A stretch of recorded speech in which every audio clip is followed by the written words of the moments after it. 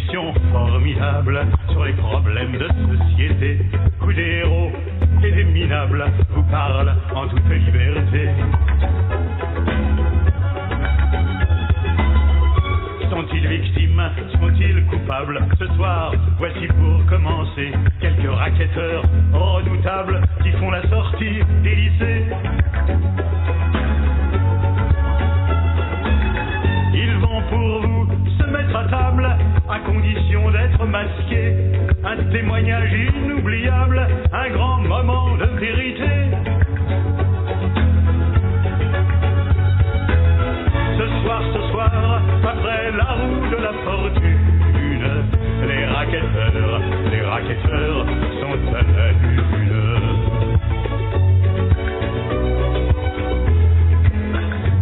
C'est une émission fantastique, vous avez un rôle à jouer, un rôle moral, un rôle civique, pour nous aider à retrouver tous ceux dont on est sans nouvelles, disparus, volatilisés. Ce soir, je vous lance un appel, vous seuls pouvez nous renseigner. Dans quel basson la malheureuse a-t-elle un jour pu s'égarer? À quelle manœuvre très douteuse a-t-elle fini par se livrer? Ce soir, après la roue de la fortune, la main de ma sœur est à la lune.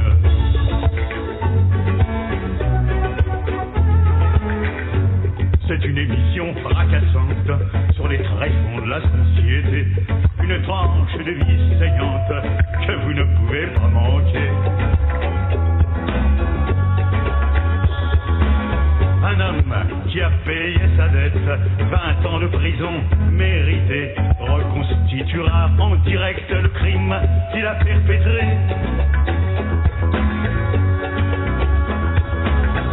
Tout ce qui se passait dans sa tête, combien de fric il a touché en appuyant sur la gâchette pour refroidir un député. Ce soir, après la roue de la fortune, les assassins sont à la lune.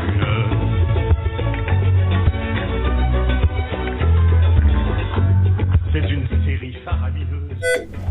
Voilà donc bonjour chères auditrices, chers auditeurs. Nous sommes le vendredi le 26 décembre et vous êtes en direct sur les ondes de Radio Centre-Ville 102.3 FM. Avec votre émission du Mouvement Action Justice, une émission consacrée exclusivement à dénoncer les abus de pouvoir et les injustices dans notre société contemporaine de Québec. Alors nous sommes en pleine période de fêtes et nous profitons pour vous souhaiter joyeuses fêtes et pourquoi pas d'ailleurs aussi une bonne année puisque celle-ci un peu trop pressée s'affiche ouvertement. Chères auditrices, chers auditeurs, dans ces moments de joie, notre pensée va directement aux enfants un peu tristes qui n'ont pas choisi de venir dans ce monde. On dit souvent que le bonheur des enfants fait le bonheur d'une société. Encore mieux, les enfants sont les piliers sur lesquels repose l'avenir d'une société. Et je dirais que tout le monde est convaincu sur ce principe.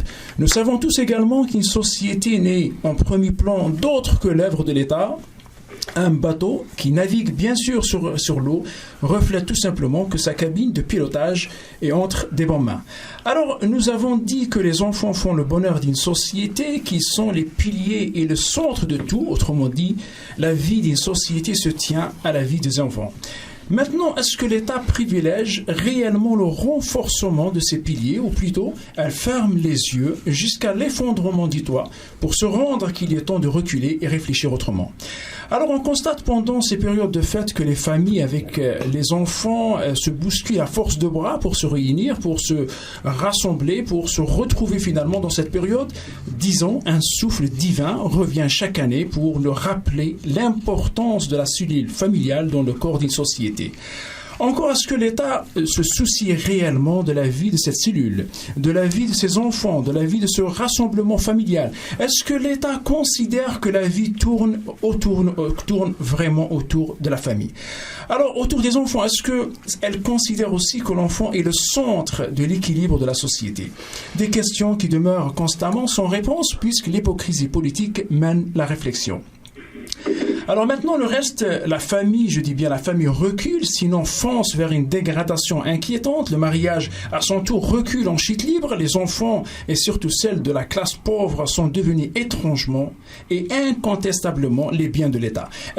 Cette dernière, elle peut les confisquer à tout moment. Alors les gens ont peur d'avoir un enfant. D'ailleurs, avec raison, le Québec affiche le taux le plus faible de naissance au monde. Sinon, les immigrants, pauvres immigrants, ceux qui font des enfants au Québec sans savoir qu'est-ce qu'ils attendent.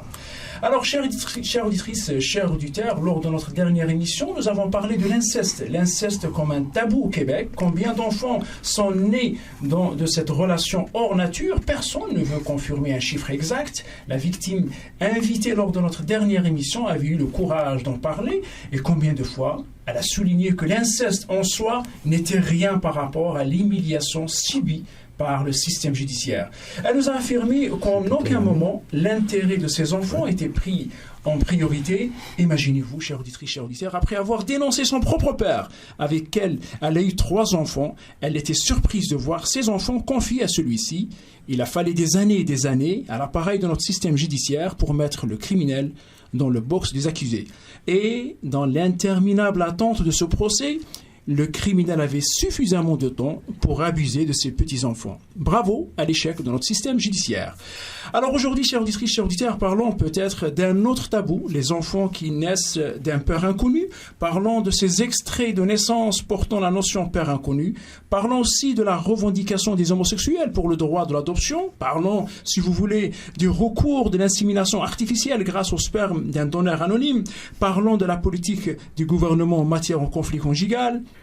Parlons de l'aliénation parentale, bref, parlons de tout, mais oublions le sort des enfants, objets dans cette destinée du XXIe siècle. Alors maintenant, écrire des livres et des livres pour libérer les enfants victimes de ces souffrances est-il un moyen efficace pour aboutir à cette fin ? L'année passée, à la même période, nous avons eu l'honneur d'entretenir avec Dr Pascal Dazin, auteur d'un ouvrage intitulé « Les séparations parentales, l'impasse judiciaire, souffrance humaine contemporaine ». Et vous voyez que le titre résume assez bien le contenu de cet ouvrage. Il s'agit de l'impasse, l'incompréhension suite à une séparation de couple. Le drame des enfants issus de cette séparation ne peut être, dans la plupart du temps, autre qu'une souffrance accablante. L'auteur accuse directement l'État, la justice familiale, complice et coupable de cette souffrance interminable. Docteur Pascal Dazin, un citoyen français qui a vécu la souffrance de la séparation, non pas parce que sa femme a décidé de partir un jour, mais plutôt de se retrouver condamné de se séparer de son fils. Alors, cette injustice l'a révolté. Président fondateur de l'alphabet du respect de l'enfant, il va affronter la justice familiale, militer pour apporter des changements dans la vie des enfants lors d'un conflit conjugal. Écrire et publier, ce n'est pas assez pour lui. Alors, qu'est-ce qu'il va faire? Il va aller encore plus loin. Une correspondance avec M. François Hollande, président de la République française, s'installe entre les deux hommes. Et à partir de là, on peut se demander, avec une telle démarche hautement ciblée, l'espoir est-il possible? Écoutez maintenant ce bout de réponse de la correspondance qu'a eu le docteur Pascal Dazin avec le président de la République française. Et ici, c'est le président qui parle. Vous avez raison, les évolutions de la société, la destruction de la cellule familiale imposent aujourd'hui de repenser le traitement par l'État de ces liens lorsqu'il y a séparation. Fin de citation. Voilà ce que nous pouvons appeler les grands qui méritent de gouverner une société et non pas les petits insoucieux qui font défaut de gouverner.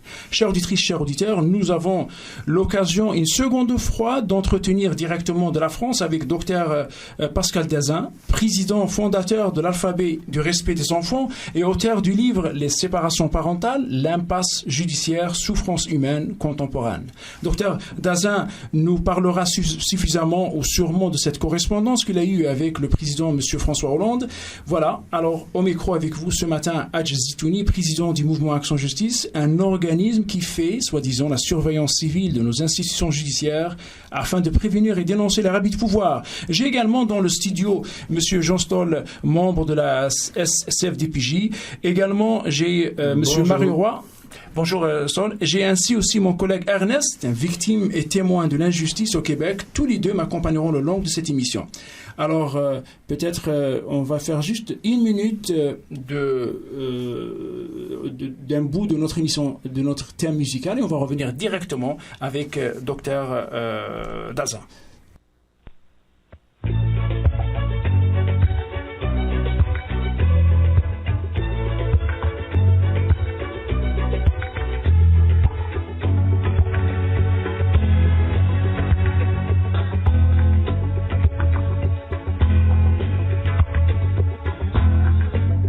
C'est une émission formidable sur les problèmes de société où des héros et des minables vous parlent en toute liberté. Sont-ils victimes? Sont-ils coupables? Ce soir, voici pour commencer quelques racketteurs redoutables qui font la sortie des lycées. Ils vont pour vous se mettre à table, à condition d'être masqués. Un témoignage inoubliable, un grand moment de vérité. Ce soir, après la roue de la fortune, les racketteurs sont à la lune.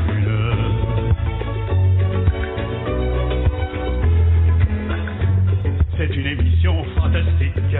Vous avez un rôle à jouer, un rôle moral, un rôle civique, pour nous aider à retrouver tous ceux dont on est sans nouvelles, disparus, volatilisés. Ce soir, je vous lance un appel, vous seuls pouvez nous renseigner. Dans quel basson la malheureuse a-t-elle un jour pu s'égarer? À quelle manœuvre très douteuse a-t-elle fini par... Voilà donc, chères auditrices, chers auditeurs, rebonjour. Vous êtes toujours en direct sur les ondes de Radio Centre-Ville, 102.3 FM, avec votre émission des Mouvements Action Justice, une émission consacrée exclusivement à dénoncer les abus de pouvoir et les injustices dans notre société contemporaine. Alors, bonjour, docteur Pascal Daza. Allô? Bonjour. Bonjour docteur, merci. Oui, très bien, je vous entends bien. Est-ce que vous entendez bien? Très bien. Excellent, alors merci. Pas très bien, mais je devine ce que vous dites. Ah, bah ça c'est grave ça, il faut vous arriver au moins... Je devine plus que je n'entends. Ah. Alors, est-ce que ça va mieux maintenant, docteur? Je vous entends. Faiblement, mais je vous entends. Mais il faut dire qu'on est très loin les uns des autres. Bien sûr. Docteur Daza, merci d'avoir accepté notre invitation et de répondre à nos questions ce matin. Pour nous, c'est un plaisir. Alors, peut-être pour vous rappeler un petit peu les citoyens ou les auditeurs qui nous écoutent ce matin, vous avez écrit votre livre... D'ailleurs, avec beaucoup de soucis, vous avez écrit le livre. Est-ce qu'on peut connaître dès le départ pourquoi ce livre-là?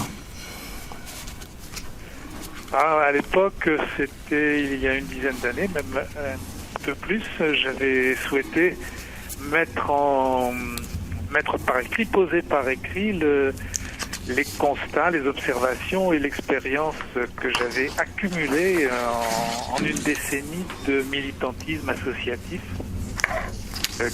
Militantisme qui m'avait permis de rencontrer des milliers de parents, la plupart du temps des pères, qui étaient pris comme moi je l'avais été sans jusque-là connaître cette problématique, comme moi je l'avais été par une sorte d'appareil qu'on appelle institutionnel, mais que j'ai découvert être plus mafieux que républicain, à savoir l'appareil judiciaire dit matrimonial et qui est devenu familial ensuite, qui capture, qui aliène, qui conditionne et qui exploite les parents présentant des problèmes conjugaux qui les amènent peu à peu sur le versant de la séparation parentale.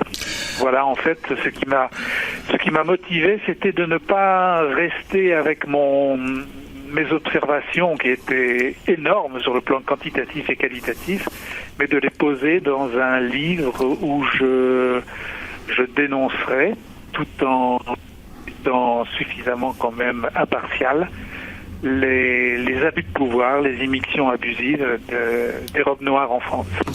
Docteur Pascal Bazin, vous avez quand même dans votre titre, vous avez ajouté quand même la notion souffrance humaine contemporaine. Alors, qu'est-ce qui est souffrance humaine contemporaine? Est-ce qu'on peut savoir pourquoi? Bien, oui, il y a trois mots. Hein. Il y a le mot humain, bon, on va le balayer parce que je suis médecin, je suis pas vétérinaire.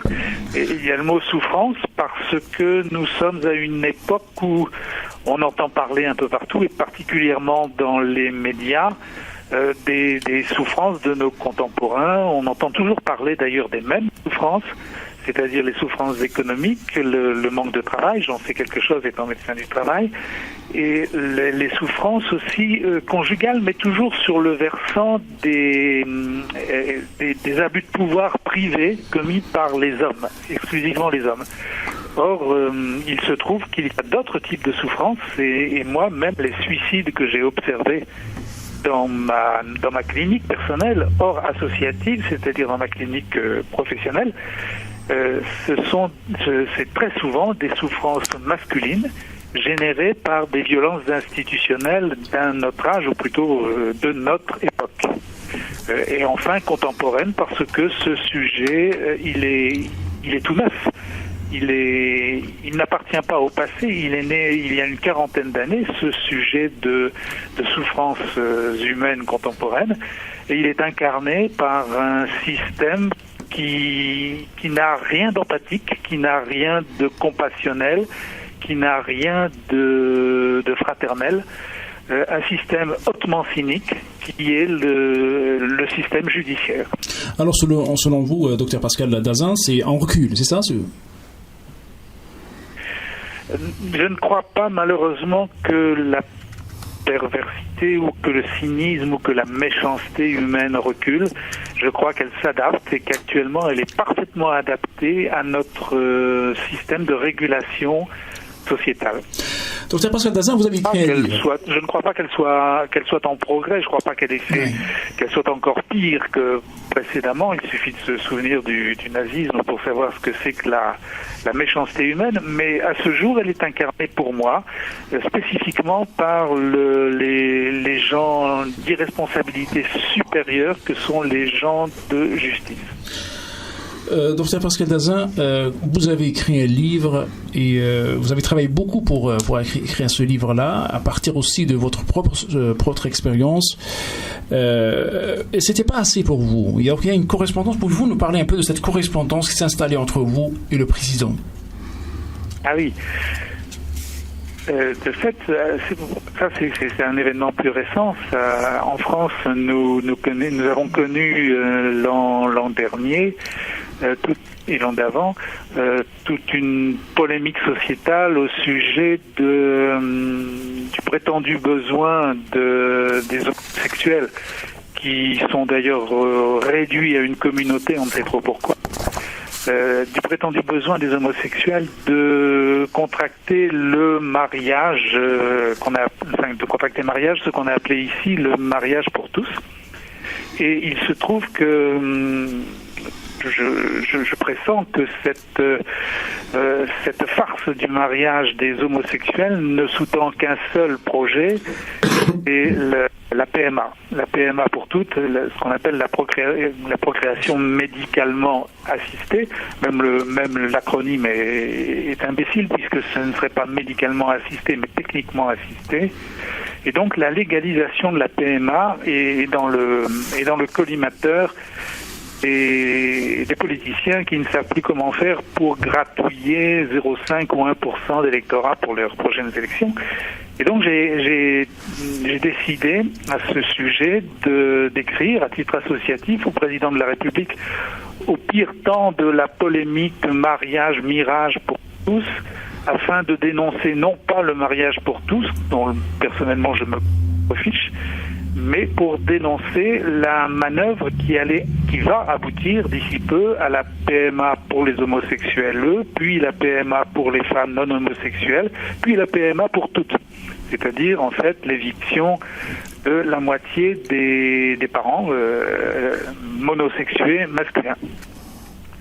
Et donc, j'ai écrit au président de la République les arguments, non pas moraux, non pas médicaux, puisqu'il n'y en a pas, mais purement politiques, pour lui rappeler que la PMA était et sera légalement interdite tant que nous n'aurons pas changé notre constitution française. Donc je lui disais que s'il veut vraiment accorder la PMA à un groupuscule, pour l'instant politicien, mais plus tard à l'ensemble des femmes, eh bien, il faudrait qu'il fasse un référendum pour demander aux Français s'ils souhaitent changer la Constitution et abolir les deux textes qui empêchent la légalisation de la PMA, à savoir le principe de précaution et la ratification de la Convention internationale des droits des enfants, deux textes qui, dans leur essence, ne permettent pas qu'on légalise la PMA. Oui, et docteur Pascal Dazin, et ce qui est bien aussi, c'est que le président lui-même, il vous a donné raison, quoi. Alors, oui, le président de la République, il a quand même, je trouve, globalement botté en touche, faisant semblant, dans deux de ses réponses, de ne pas comprendre ce que je lui disais, et me répondant sans cesse sur le terrain du mariage pour tous, alors que moi, je lui parlais des conséquences du mariage pour tous, ce qui est bien autre chose. On sait bien que le mariage pour les homosexuels, c'est un bluff, c'est juste, ça n'avait pas de raison d'exister. Si les gens qui sont homosexuels veulent vivre en couple, ils le peuvent parfaitement, et ils peuvent même avoir une certaine sécurité sociale, la même sécurité sociale qu'en contractant le même mariage que les gens qui veulent fonder une famille avec des enfants. Donc c'était pas le sujet, et le président de la République a quand même, je trouve, été particulièrement frileux et particulièrement politicien, comme il fait l'être d'ailleurs, ce n'est pas par hasard qu'il est politicien, hein, en me répondant toujours en biaisant, jusqu'au moment où j'ai quand même écrit 3 fois pour essayer de souligner et lui faire accoucher de ce qu'il devait dire en tant que garant de la Constitution française, et finalement il a fini par se taire, par ne plus me répondre. Oui. Et Yann, oui. Oui, bonjour, docteur Dazin, c'est Yann Stoll. Allô? Oui, bonjour. Bonjour. Alors, pour mieux cerner ce que vous ciblez, est-ce que vous connaissez l'œuvre de Aldous Huxley? Brave New World, ou en français c'est le meilleur des mondes. C'est une fiction qu'il a écrit en 1937, où il décrit le monde où la sexualité est complètement déconnectée de procréation. La procréation des êtres humains se passe dans des fabriques où on est préconditionné pour sa vie future, soit on est conditionné comme dirigeant, on est conditionné comme éboueur. Le déterminisme imposé par la société à l'individu est tout à fait hermétique. Alors, l'humanité se déshumanise. Alors, c'est une vision c'est quand même un classique dans la science-fiction, mais c'est une vision de totalitarisme doux. Je ne sais pas si vous connaissez cet ouvrage, mais juste pour mieux cerner votre inquiétude. L'enfant qui est créé artificiellement dans des conditions non naturelles peut subir des conséquences de ce tripotage, de cette expérience technique ou médicale sur lui. Est-ce que vous comprenez ma question? Alors en France, on connaît bien le Aldous Huxley, hein, oui, c'est un classique en France aussi, mais enfin bon, c'est un classique un peu oublié. Il a eu son heure de gloire, je pense, jusqu'aux années 70 environ, et maintenant on a tendance un peu à le citer, mais pour parler du passé plus que du présent. Mais on assiste dans la réalité qu'on est en train de bâtir ce monde, n'est-ce pas? C'est-à-dire que oui, bien sûr, comme beaucoup d'autres, la littérature et le cinéma sont riches en descriptions apocalyptiques et néanmoins réalistes du futur. Et le livre d'Aldous Huxley n'est pas des moindres. Je pense en effet que les techniques ne cessent d'être en progrès. Je ne parle pas de la progression. Enfin, c'est Non. Ma question était en tant que médecin, en tant que docteur, comment vous pouvez expliquer ou défendre vos inquiétudes. Comment l'enfant va subir? Qu'est-ce que l'enfant peut subir? Les progrès inouïs de la technique. Je ne parle pas de la technique la technique d'insémination, parce que ça, tous les vétérinaires le font dans les élevages hors sol. C'est même pas des vétérinaires qui le font, ce sont des techniciens. Je parle de la technique médicale. Les techniques n'arrêtent pas de progresser. Elles font même des progrès époustouflants qu'on pourrait presque appeler miraculeux. Je pense par exemple à la cardiologie. Maintenant, on soigne vraiment très très bien les infarctus, alors qu'auparavant le pronostic était plus que réservé en cas d'infarctus. Et ce n'est pas tellement les progrès de la médecine, mais ce sont les progrès de la technique qui permettent ces avancées extraordinaires dans la cure des maladies. Et là non plus, je ne parle pas de la prévention qui est le terrain pauvre dans la médecine. Mais par contre, la médecine, elle, ne progresse pas beaucoup. C'est plutôt la technique qui donne l'illusion de faire progresser la médecine. Bien sûr, mais vous n'avez pas saisi, je pense, la question. Selon vous... Je ne vous entends pas très bien. Ah, d'accord. Selon vous, ça serait quoi l'impact sur l'enfant si on le prive d'un père ou d'une mère oui, d'accord. Par la procréation? Moi, j'ai déjà soulevé la question du déterminisme hermétique d'un enfant préconditionné dès l'enfance dans le roman d'Aldous Huxley. Mais dans la réalité, ça peut représenter quoi? Est-ce qu'il y a des souffrances réservées à ces enfants ou... Ça ne va pas être le médecin qui est... c'est pas le médecin qui va vous répondre, c'est le je ne sais pas trop quoi, l'homme, l'être humain, le chercheur humain, le philosophe ou le psychologue qui peut vous répondre. Mais vous êtes activiste depuis 20 ans, vous connaissez, vous côtoyez quotidiennement des victimes de ces injustices. Sans un père, pardon, je vous entends en écho. Ah bon, désolé pour la mauvaise ligne.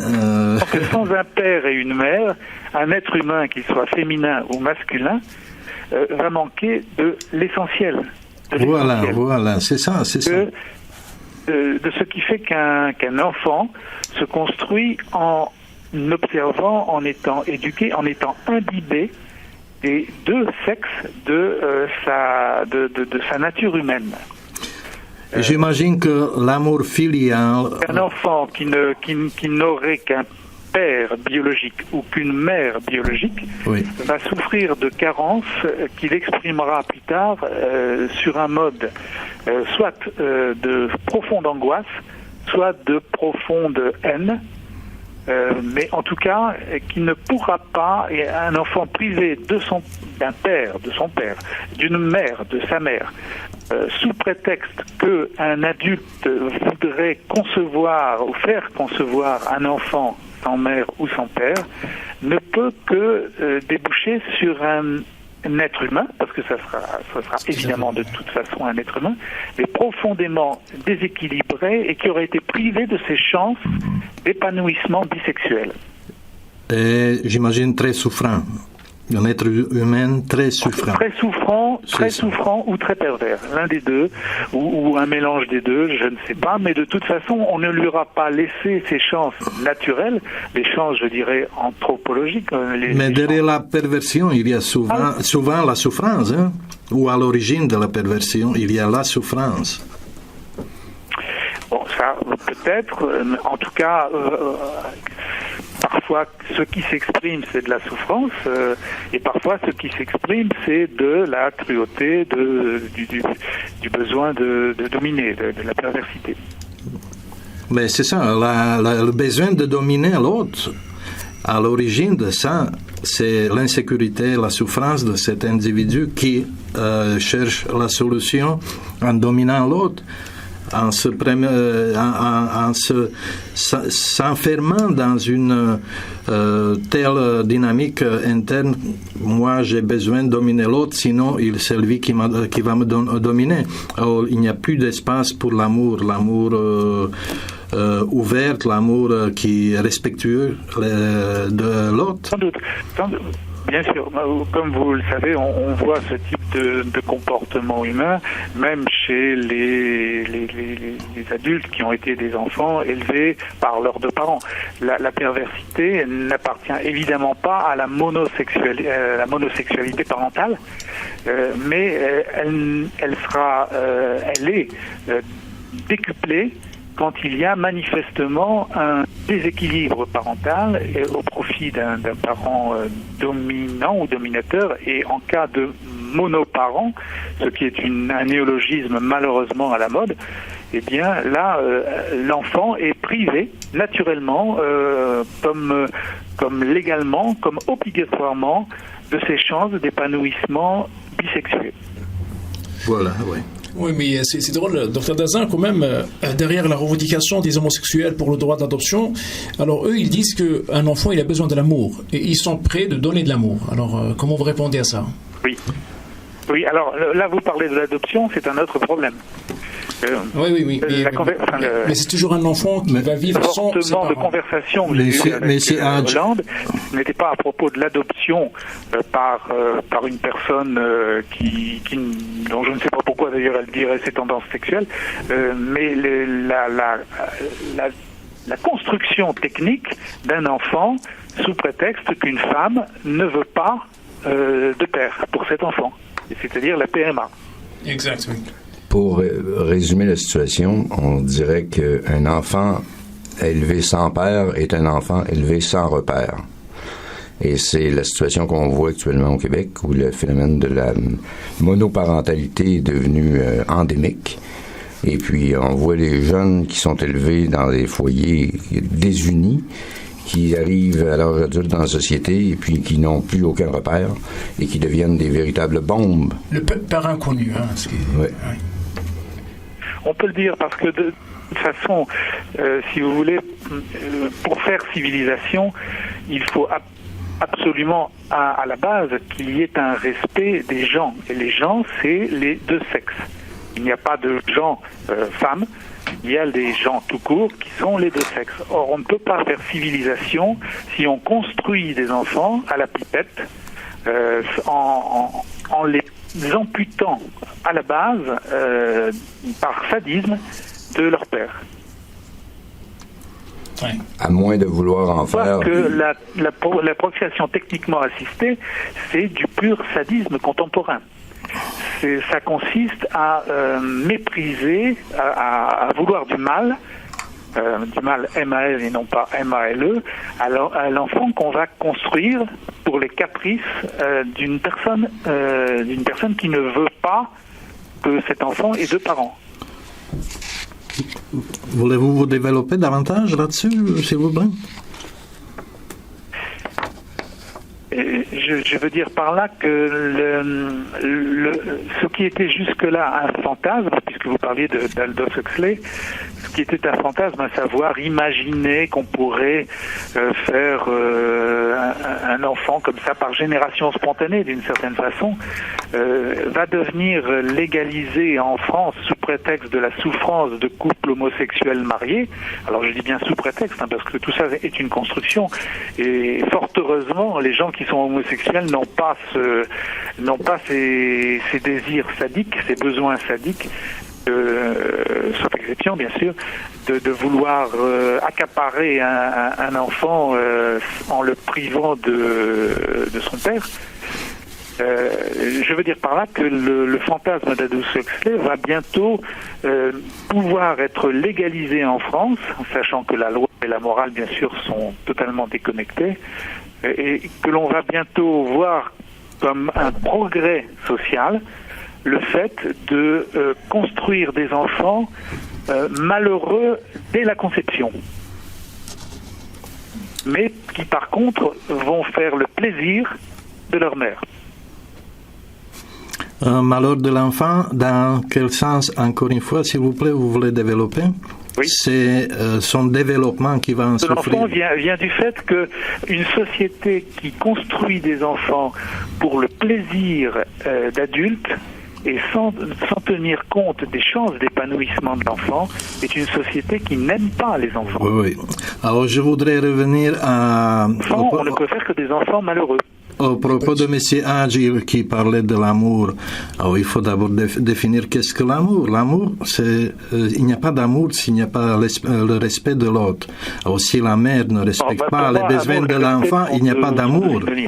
Je ne l'avais pas dit, mais effectivement, qui dit amour dit respect. Respect de l'autre. Oui. Pas le respect de moi, de moi-même et de mes besoins à moi. Ça, c'est pas de l'amour, n'est-ce pas? Ah non. Le respect de soi, ça pourrait être l'honneur ou quelque chose comme ça. Mais si c'est respecter ses mauvaises tendances, c'est ça. Alors, ça s'appelle égocentrisme. Hein. C'est ça. Alors, à la base, s'il n'y a pas de respect des parents, aux besoins de l'enfant qui a besoin des deux parents, des deux sexes, des deux alternances de l'être humain, l'enfant va souffrir inévitablement. Est-ce que c'est à peu près ça? Vraiment, oui. Est-ce qu'il n'y a pas de... On le voit bien dans toutes ces histoires qui explosent là, de ce qu'on appelle en France, je ne sais pas si c'est la même chose au Québec, ce qu'on appelle les loups solitaires, là, tous ces jeunes déjantés et qui ont un sacré narcissisme et une sacrée frustration, qui en viennent à épouser toutes les idéologies extrêmes de passage. Oui. Ce sont pour la plupart, voire quasi exclusivement, ce sont les exceptions qui confirment la règle d'ailleurs, ce sont des enfants qui ont été maltraités par la société dans leur enfance au niveau familial. Ce sont des monoparentaux pour la plupart. Voilà, oui, c'est des gens qui sont déséquilibrés par leur environnement, par les conditions dans lesquelles ils sont venus au monde et la formation de leur être, de leur psyché a manqué un bon bout. Bien sûr. Bien sûr. L'extrémisme qu'il manifeste en bout de course, soit sous le mode néo-nazi, soit sur le mode pseudo-islamiste, c'est un extrémisme prétexte. C'est une violence prétexte. Leur violence intime est bien plus simple que cela. Oui, on en a vu ici au Québec aussi les actes terroristes des prétendus islamistes commis contre les forces de l'ordre. Un soldat à Ottawa, un autre soldat à Saint-Jean, par des actes commis par des déséquilibrés qui ont épousé des idéologies extrémistes. Voilà, donc docteur Dazan, si vous me permettez bien sûr, on va juste passer à une petite pause musicale et on va revenir pour la suite de cette entrevue. Très bien.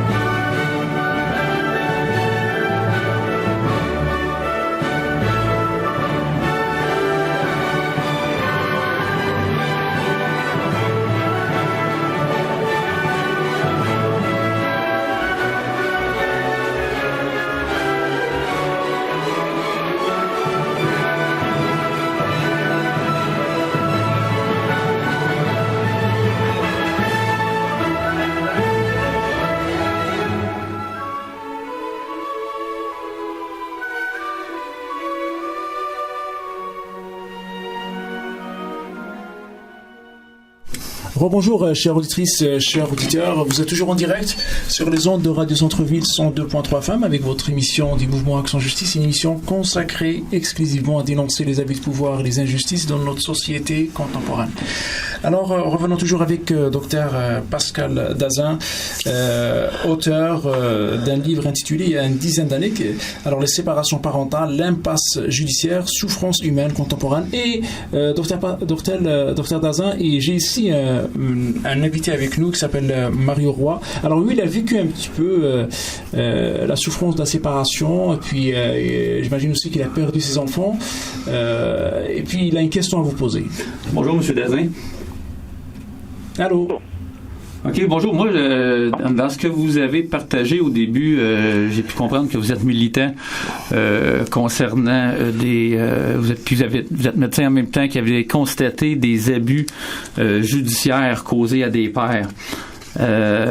J'aimerais savoir, selon vous, en tant que médecin, qu'est-ce qui peut pousser des gens en pouvoir qui sont dans le système judiciaire, qu'est-ce qui peut pousser ces gens-là psychologiquement à commettre, en sachant qu'ils le commettent aussi, à commettre ces crimes-là envers les pères, et que ça démolit même des enfants au bout de la ligne, que ça démolit des pères, que ça les pousse au suicide, et qui se ramassent avec des enfants, dans le fond, qui sont pratiquement orphelins.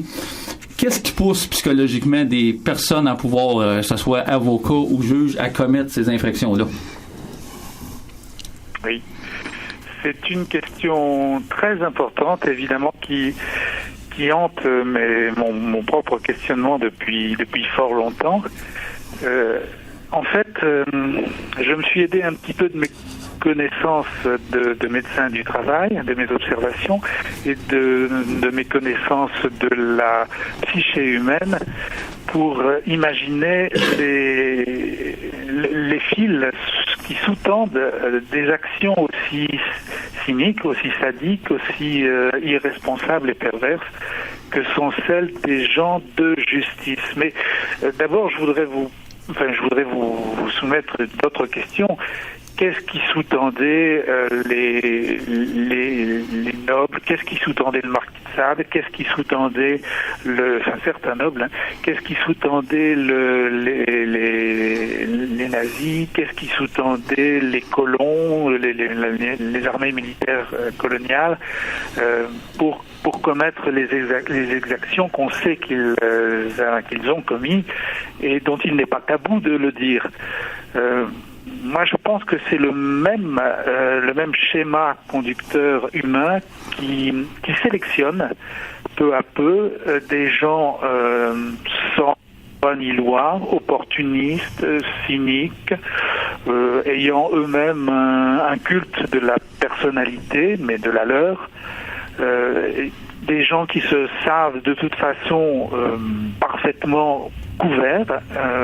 Leur corporation est la plus puissante que j'ai jamais observée dans les milieux professionnels que j'ai étudiés tout au long de mon exercice de médecine du travail. Je pense qu'en fait, nous avons là une sorte de concentré et d'agrégat de gens qui peu à peu oublient qu'ils ont des obligations et des devoirs envers la société et qui ne se sentent plus qu'autorisés par les droits et privilèges qui sont les leurs à exploiter d'une façon totalement banalisée et sous des prétextes idéologiques imbéciles la population qu'ils aliènent et qu'ils capturent grâce à leur publicité mensongère et grâce en fait au filet qu'ils tendent. Il ne faut pas oublier qu'en France, il y a 60 000 avocats. Il y a bien plus d'avocats que de médecins par de pipe. Donc en fait, nous assistons à une sorte de néocolonisation de la société globale, de la société civile, par des gens dont le métier est de les exploiter et de les normaliser sans trouble de leur propre conscience. Est-ce qu'on pourrait qualifier ça comme la recherche de l'impunité des gens au pouvoir? La recherche de pouvoir arbitraire qui, par définition, est impunissable. En France, en tout cas, un peu en bout de course, où il y a une sorte de caste d'intouchables qui régente, qui exploite, qui tire les ficelles, des pauvres malheureux qui ne comprennent rien ou qui collaborent. avec eux dans l'espoir de ramasser des miettes. Ça nous explique... en sommes là en France. L'état moral de la société française est réellement aussi catastrophique, globalement parlant, Oui. que l'état de la famille. Ça explique aussi peut-être ce besoin démesuré des avocats qui vont défendre notre impunité quand on est au pouvoir, n'est-ce pas? Parce que le cheminement de la société est toujours déterminé par la tête, par les dirigeants, n'est-ce pas? Les avocats, Bien sûr. et les avocats vont pas se multiplier par eux-mêmes parce que eux ils ont décidé, non, c'est décidé quelque part ailleurs. Et là, Ils trouvent un terreau tout à fait riche pour eux, voilà. qui leur permet d'imaginer une carrière sans ombre, sans difficulté, et ce qu'ils appellent au service de l'autre. Mais en fait, quand ils parlent des droits des autres, Oui. ce sont les droits qu'ils émiettent pour les autres de manière à les attirer. Nous sommes là comme cet homme qui émietterait du pain sec, Oui. par arriver les oiseaux et les prendre au filet. J'ai remarqué ce c'est matin, du pain sec. j'ai remarqué ce matin sur votre page Facebook un très beau remarque. Et vous avez fait référence à Simone Veil concernant. Est-ce que vous voulez nous raconter cette histoire? La négociation avec... Simone Veil est, oui, philosophe. Je ne parle pas de la politicienne Simone Veil, mais de la philosophe Simone Veil, morte dans les années 40. Simone Veil était une philosophe qui faisait la promotion des obligations humaines. Voilà. C'est-à-dire qu'en fait, elle ne parlait pas en termes de droits et de devoirs, mais qu'elle disait que l'être humain ne peut être humain que s'il a des obligations, ce que vous appeliez respect tout à l'heure, envers les autres. Aucun être n'a des droits, aucun être n'a des devoirs. Ce n'est pas comme ça qu'elle voyait la civilisation. Elle parlait d'obligations humaines et donc de responsabilité de chacun vis-à-vis de l'autre. Mais vous avez commencé votre billet sur Facebook par l'histoire. Oui. Le diable est en train d'acheter un âme. Hein? C'est par une citation qui a trait plutôt au monde ouvrier, à savoir que Simone Veil était une philosophe qui a pénétré le monde ouvrier en se faisant embaucher, entre autres chez Renault dans les années 35. Et donc elle a observé de l'intérieur la condition ouvrière, mais non pas sous l'angle matérialiste, mais sous l'angle spirituel.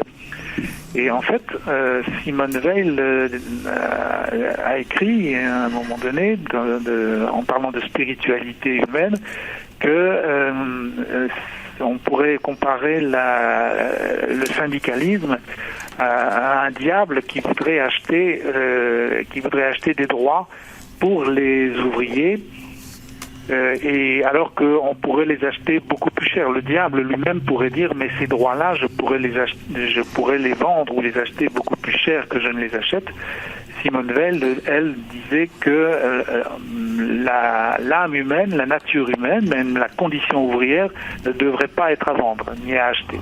Oui, ça s'applique à tous les principes. On ne peut pas négocier les principes comme nos avocats. Voilà. Notre monde judiciaire et juridique veut faire. On négocie même les principes.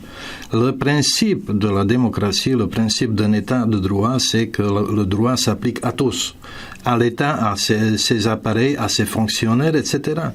Mais ceux qui détiennent le pouvoir vont tout faire pour échapper à leur propre responsabilité vis-à-vis de la loi.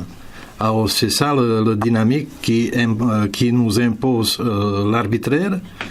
On a parlé des victimes des hommes, mais finalement, au bout de compte, c'est aussi autant les femmes que les hommes qui vont souffrir de cet état de fait, parce que l'arbitraire ne choisit pas. on désigne au début. La machine judiciaire séduit les femmes. La séduction des femmes est une forme d'exploitation des femmes. Hein, oui, dans le contexte de séparation familiale, mais il y a d'autres contextes comme la protection des enfants où la femme est autant victime que l'homme de cet état de fait, de l'arbitraire de l'État, de l'arbitraire de nos tribunaux qui se foutent des lois. Où nos lois, on laisse voter nos députés les lois qui violent les principes établis par la Constitution, établis par les droits de l'homme, etc. Alors, c'est l'arbitraire. Intéressant dans la pensée de Simone Weil, ce qui est intéressant, c'est qu'elle elle dépasse le concept de droit. Pour valoriser le concept d'obligation. Oui, nos ancêtres ont souffert beaucoup pour dégager certains principes qui devraient nous faciliter la vie. Et on s'en fout. Au nom de progrès, on coupe complètement notre présent de notre passé. Et alors, on tombe dans une dynamique où on n'apprend plus rien. On est aveuglé par présent, par mon bien-être à moi, par mon succès à moi, et je me fous de mes parents, je me fous de mes ancêtres, et inévitablement, je me fous de mes enfants. Je me fous du monde qui va venir après moi. Est-ce que c'est à peu près ça Votre phrase rejoint bien ma préoccupation et même mon angoisse au sujet de ce qu'on appelle ici la PMA, c'est-à-dire qu'en fait, on est en train de construire le droit à l'enfant sans père et pour le simple plaisir, pour le plaisir d'ailleurs fugace d'une femme qui veut être mère supérieure, être mère unique, être la toute-puissance incarnée. Oui. Voilà. Mais en fait, ça, c'est un pur produit de l'idéologie du bonheur. Dans ce contexte, on peut rappeler une autre classique, Christopher Lasch, et l'une de ses œuvres, comme par exemple la culture du narcissisme, où il décrit, où il cerne parfaitement cette problématique qu'on devient des individus isolés de notre passé. Si on n'a pas de passé, on n'a pas de futur. Si on ne respecte pas nos ancêtres, on ne peut pas respecter nos enfants, le futur qu'on bâtit. C'est-à-dire que là, nous sommes en train de construire de vouloir légaliser la construction, de banaliser la construction d'enfants sans ancêtres, d'enfants sans père, voilà. D'enfants à consommer. Ce sont des produits de consommation qu'on veut nous légaliser. Exprimés par le droit à l'enfant et qui supprime tout droit à l'enfant. Oui, bien sûr. Jamais un enfant qui naît ne devrait donner un lieu à une telle formule dévastatrice. Le droit à l'enfant, c'est une hérésie en soi. C'est un concept barbare. On déshumanise l'enfant à la base.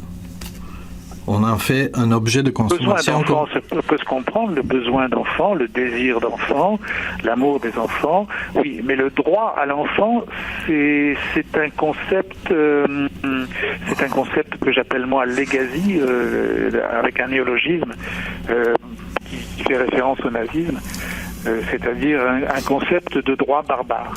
Alors, docteur Pascal Dazin, pour les quelques minutes qui nous restent, vous tracez, bien sûr, on vous entend parler, il y a vraiment un tableau sombre, vous accusez la justice familiale et vous épargnez personne. Est-ce qu'il y a derrière ça, est-ce qu'il y a un peu de lumière au bout du tunnel ou non? Oui, j'ai un regard lucide. Il n'est pas sombre, mais il est malheureusement lucide. Ne croyez pas que parce que je montre la lune du doigt, je suis la lune. Non, la lune malheureusement est noire actuellement, donc je montre qu'elle est noire. Et ce regard lucide, il ne faut pas le confondre avec du pessimisme.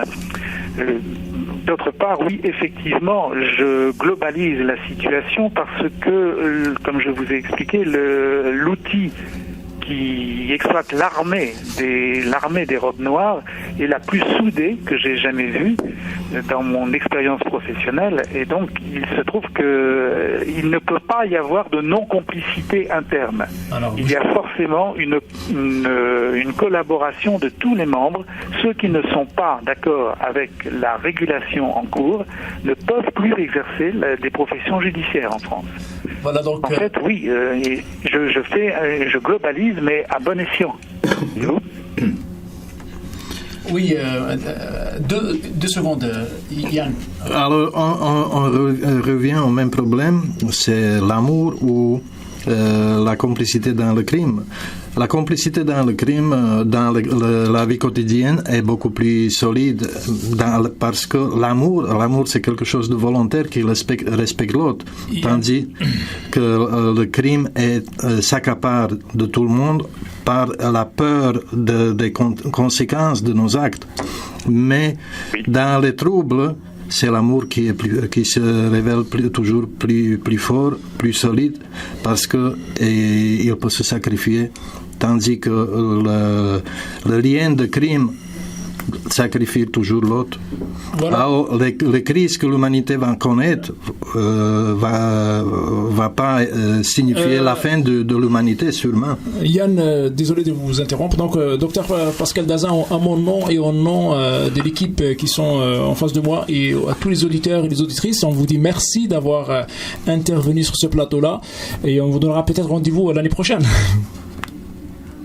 Je vous remercie, moi, de m'avoir écouté et je vous souhaite une bonne année. À vous aussi. Merci à vous aussi. Au revoir. Alors, chers auditrices, chers auditeurs, sur ça, je vous dis au revoir. Au revoir. Alors, merci pour Yann, merci pour Ernest, merci pour Monsieur Roy d'avoir assisté. Et puis, chers auditrices, chers auditeurs, je vous souhaite une joyeuse fête et à la prochaine. Merci, au revoir.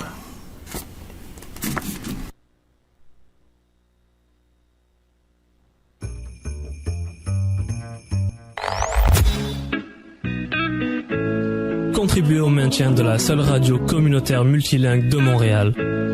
En donnant maintenant de façon sécuritaire sur radiocentreville.com, vos dons sont déductibles d'impôts. Radio Centreville. Radio Centreville. Radio Centreville. Radio Centreville, 102,3 FM, un monde différent.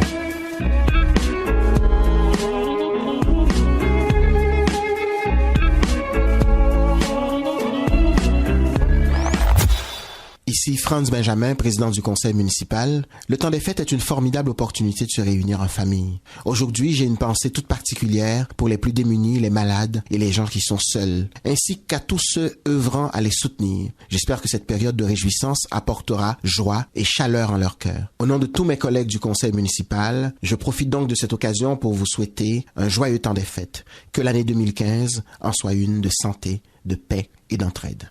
Joyeuses fêtes à toutes et à tous. Contribuez au maintien de la seule radio communautaire multilingue de Montréal.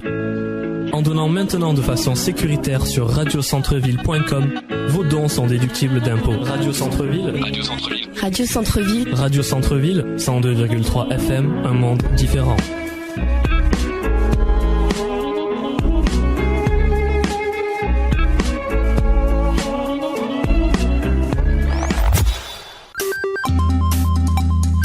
Radio Centreville, 102,3 FM.